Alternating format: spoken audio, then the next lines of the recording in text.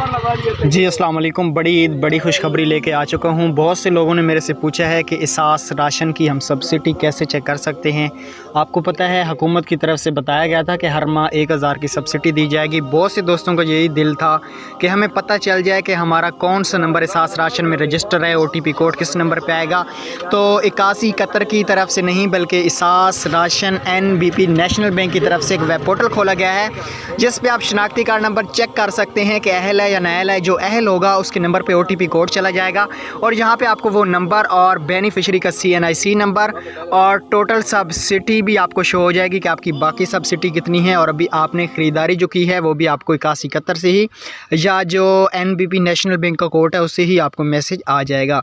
बहुत से दोस्तों का यही दिल कर रहा था कि ऐसा तरीका आ जाए, तो अब ईद के लिए बड़ी खुशखबरी आ चुकी है आप लोगों के सामने।